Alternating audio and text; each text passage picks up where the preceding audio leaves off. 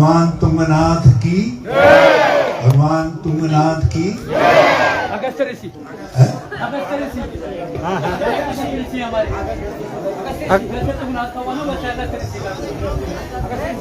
बोलिए अगस्त ऋषि महाराज की, अगस्त ऋषि महाराज की, माँ राज राजेश्वरी की। हमारे सम्मानित ग्राम प्रधान देवी राणा जी, भगत सिंह बरतवाल जी, आप सबके बहुत चहेते जो कांग्रेस पार्टी के उम्मीदवार हैं भाई मनोज रावत जी, हमारे नेता बहुत वरिष्ठ सहयोगी हमारे, और जिन्होंने यहाँ आपका हॉस्पिटल बनाया, श्री सुरेंद्र सिंह नेगी जी, भगत सिंह बरतवाल जी, हरेंद्र राणा जी, राजेंद्र सिंह जी, मानवेंद्र सिंह रावत जी, प्रेम सिंह रावत, पूर्व प्रधानाचार्य जी, कुंवर सिंह गोसाई जी, विचित्र सिंह नेगी जी, प्रकाश लाल जी, बिहारी लाल जी, महिपाल सिंह गोसाई जी, कुंवर सिंह राणा जी, हमारे श्रीमती भामा देवी गोसाई जी, करुणा रावत जी, विक्रम दास जी, और इस गोवी गांव के सभी सम्मानित बुजुर्गों, माताओं, बहनों, बॉडा बॉडी भूली भूलिया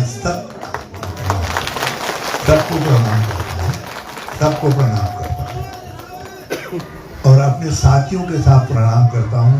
नेगी जी का नाम तो मैंने ले लिया, मनोज रावत जी तो है ही हैं आपके, हमारे जिलाध्यक्ष यहाँ पर आए हैं, कुंवर सजवान जी, जो यही आपके बगल में जो नरी गांव है, वहाँ इनका पुश्तैनी घर है, जो है बहुत नारी गांव है, जो है बहुत होनहार नेता हैं हमारे कुंवर सिंह सजवान जी। गजपाल सिंह रावत जी आए हैं, पूर्व अध्यक्ष जो है, लक्ष्मण सिंह रावत जी हैं यहाँ, दिगंबर गोसाई जी, राजेंद्र सिंह नेगी जी, कुंवर सिंह भंडारी जी, भगत सिंह बरतवाल जी आए हैं, हेमा पुरोहित जी हैं हमारी, ललित फरसवाण जी, जैसा आपका केदारनाथ का भूभाग है वैसे ही इनका कपकोट है। आपदा में जैसे यहाँ सारी बर्बादी हो गई थी, तो वैसे इनके क्षेत्र में भी भारी बर्बादी हुई थी, और अब यहाँ कांग्रेस के लिए काम करने के लिए आए हैं ललित फरसवाण जी।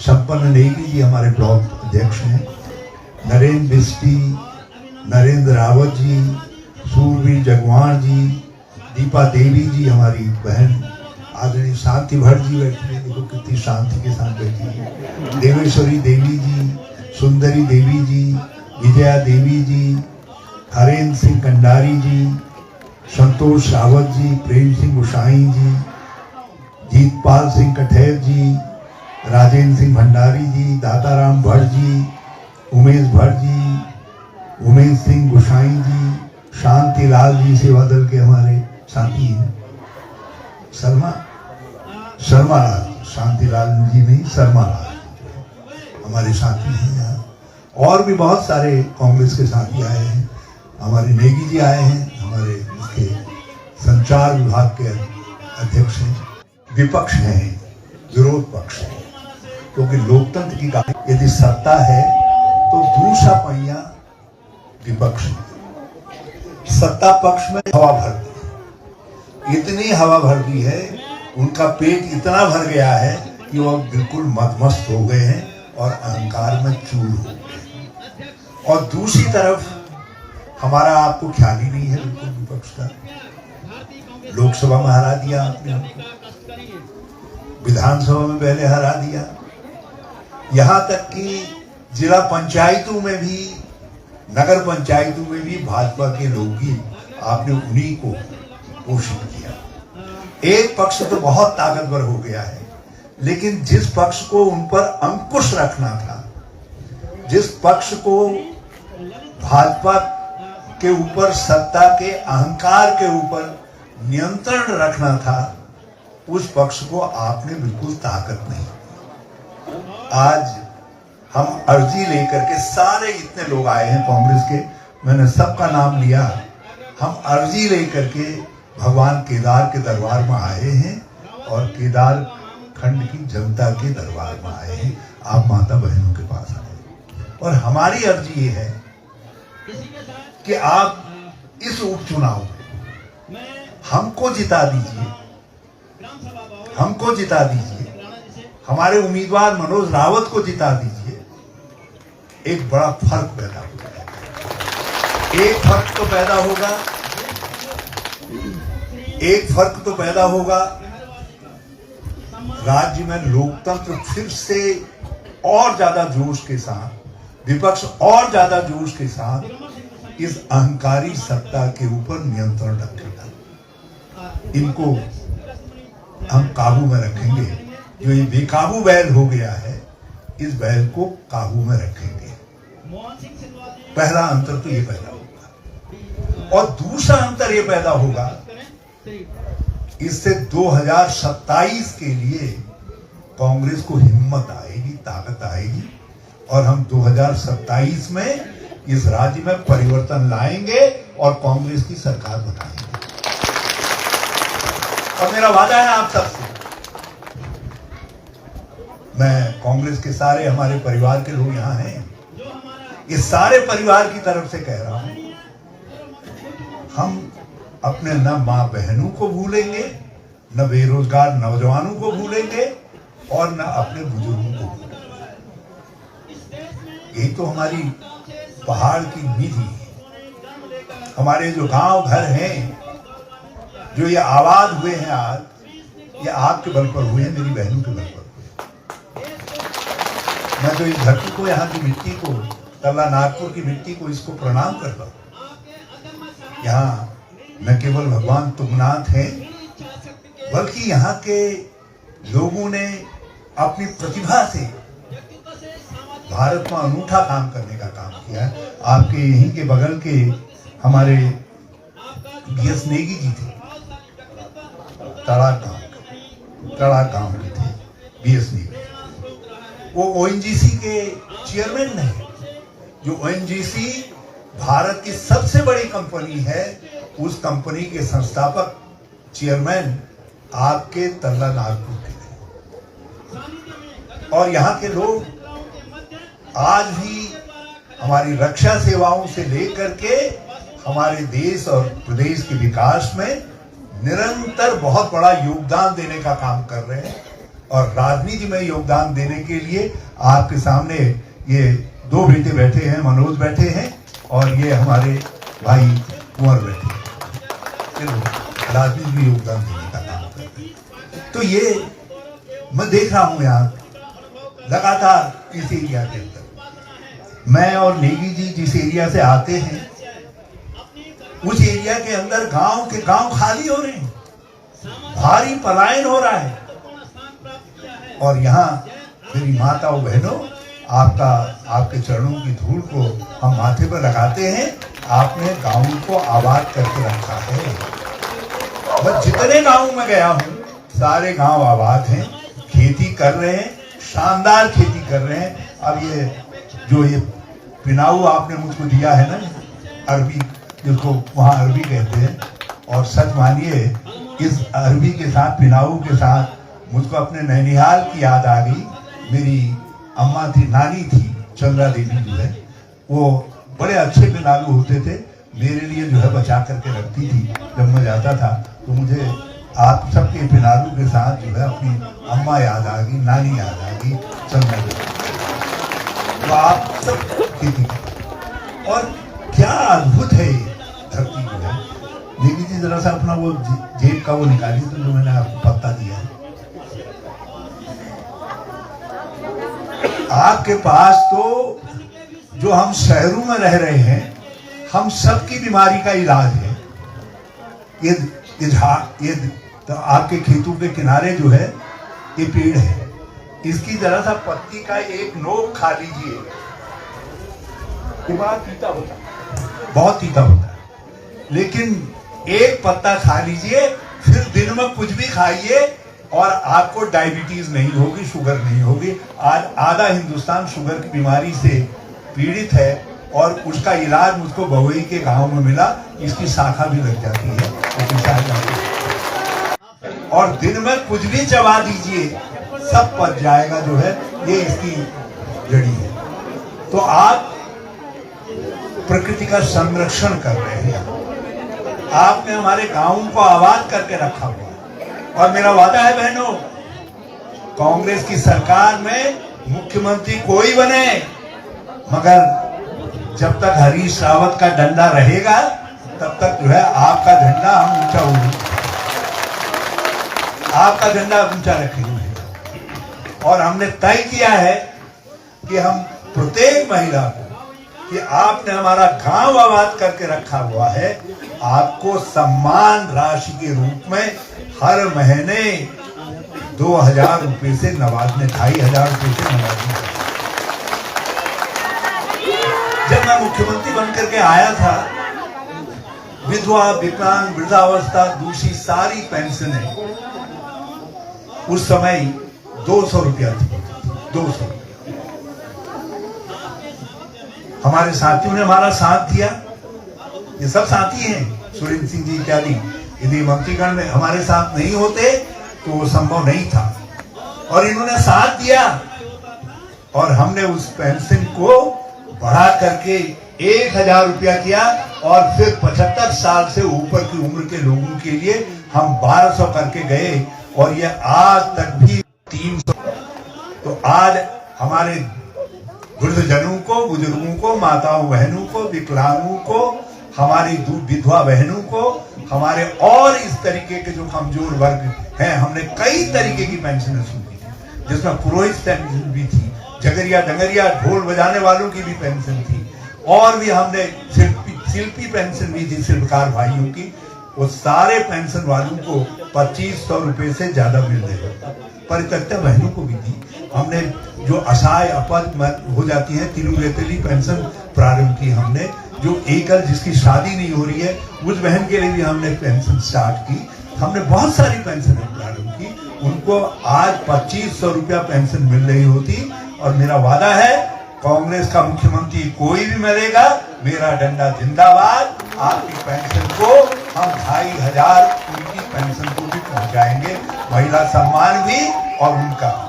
और ये बेरोजगार नौजवानों से मैं कहना चाहता हूं, जो हमारे बेरोजगार नौजवान है, बहन और भाई, आप जरा सा हमको ताकत तो दो, देखो तो सही हम क्या करते हैं विपक्ष के तौर पर।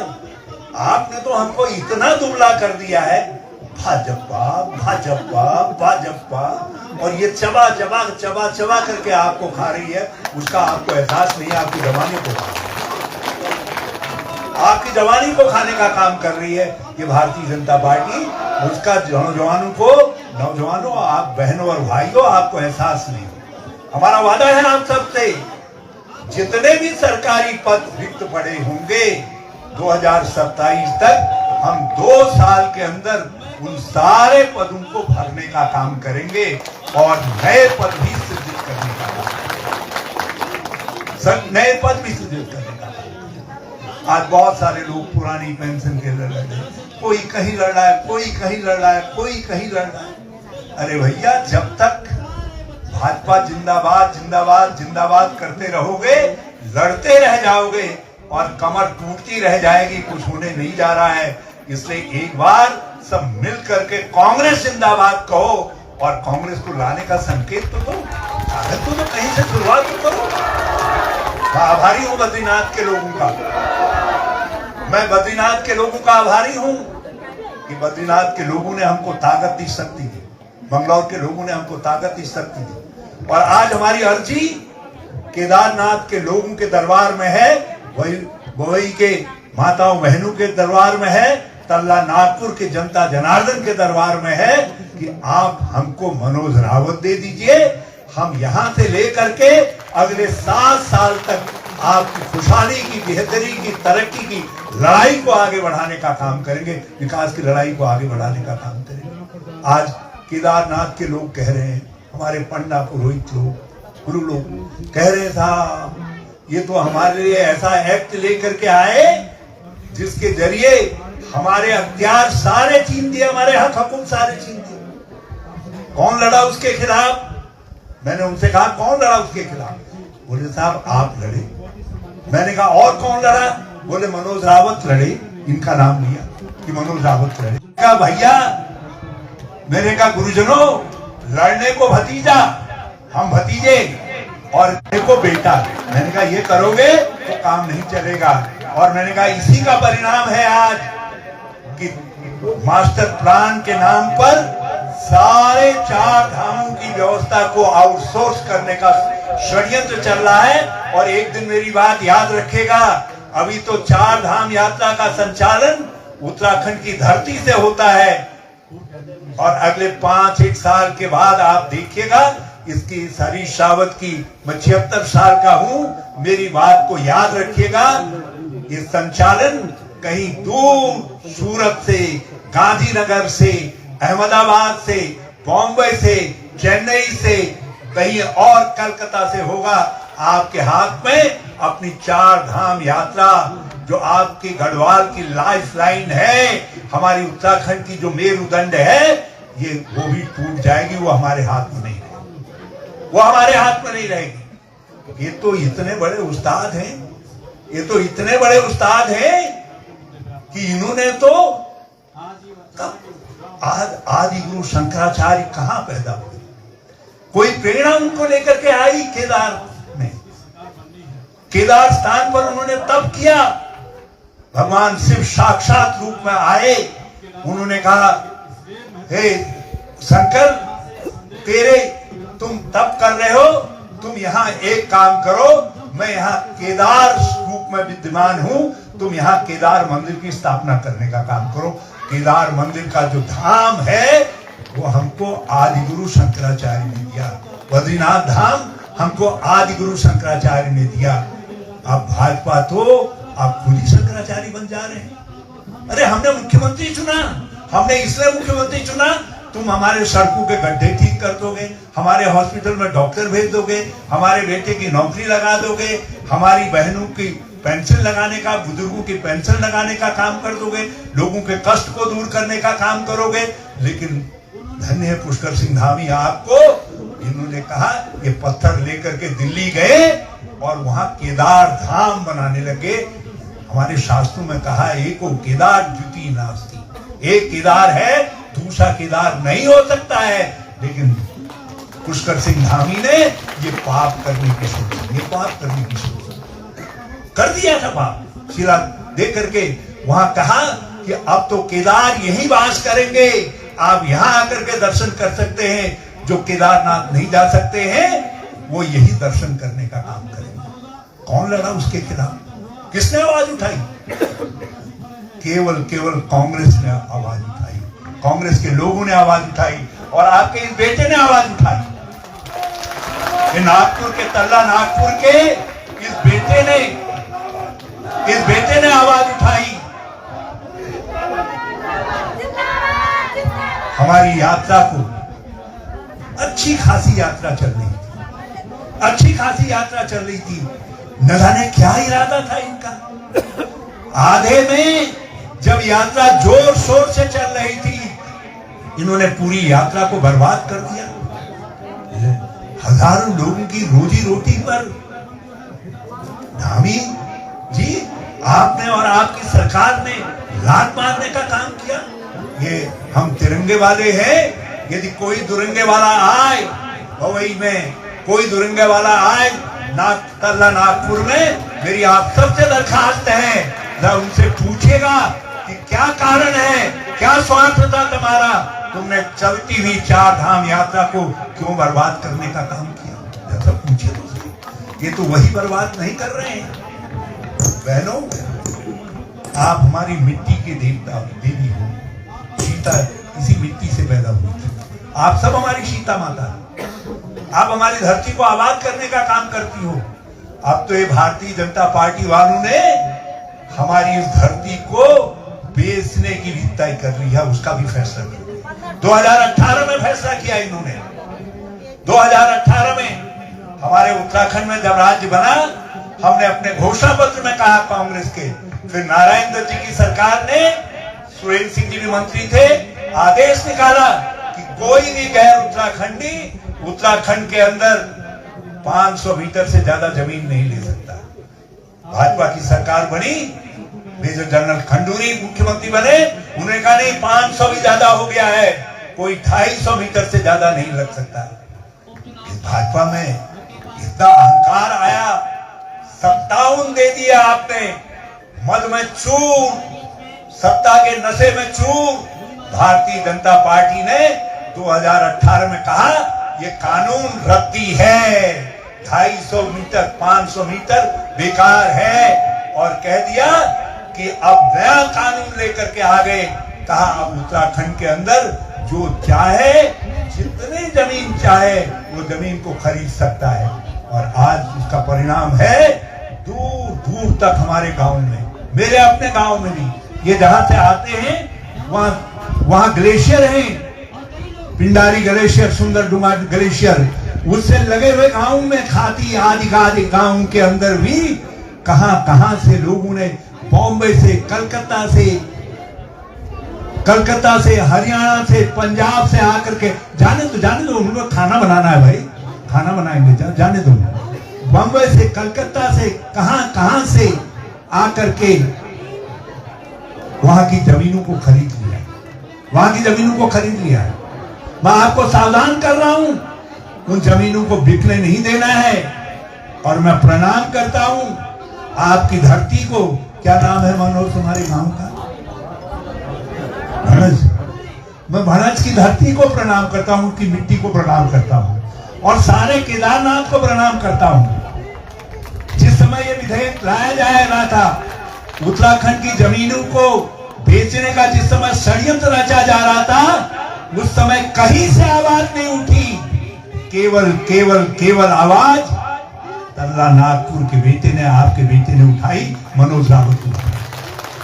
आज सारी दुनिया कह रही है भू कानून, भू कानून, भू कानून, और उस दिन भू कानून कहने वाला आपका बेटा था, इस धरती का बेटा था, इस मिट्टी का बेटा था। मनोज ने सिद्ध कर कि उत्तराखंड का और उत्तराखंडियत का, केदार खंडियत का असली वारिश है, उसका असली ध्वजवाहक है, इसको सिद्ध कर दिया है। सिर्फ इनके हाथ में ध्वजा देने की बात तो है।